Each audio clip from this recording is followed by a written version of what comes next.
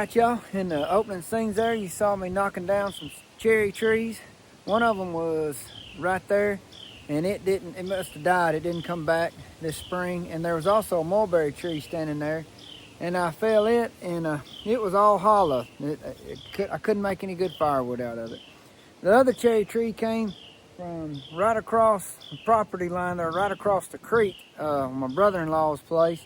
He's got a little baseball field that we use there, a little redneck baseball field. And that cherry tree, it was leaning, and it was going to fall right across first base sometime. So he wanted it gone, and I wanted it for firewood. Any of y'all been watching know I got a really good buddy who hooks me up on tree service wood, but I haven't been able to acquire much cherry this past year, and so I've been gathering it myself. And so it's kind of nice to know that before I even put a saw in the cherry trees when they were standing, that wood's already sold. So y'all go with me. You already seen me following them and cleaning them up. Here's the logs right behind me if I can get out of the way. Some of them are real small, some of them are fairly big, but cherry is my favorite. I wish I did as much cherry as I do oak. I'm gonna work on this. I hope y'all stay with me, and thank you for being here.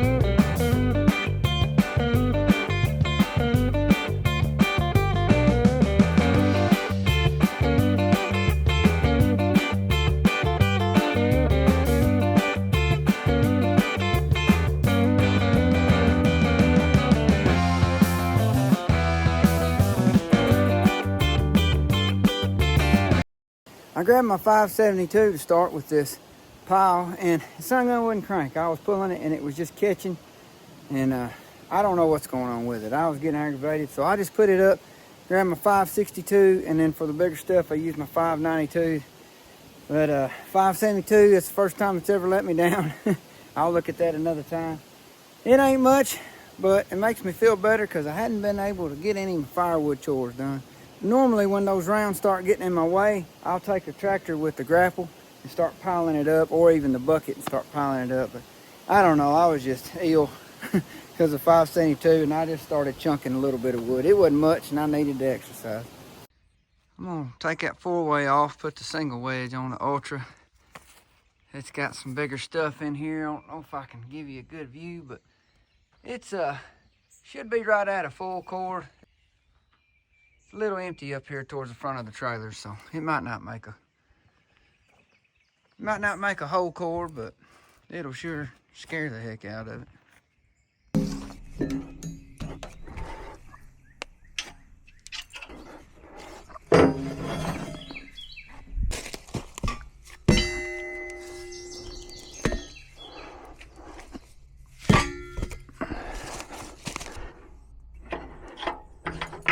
There it is.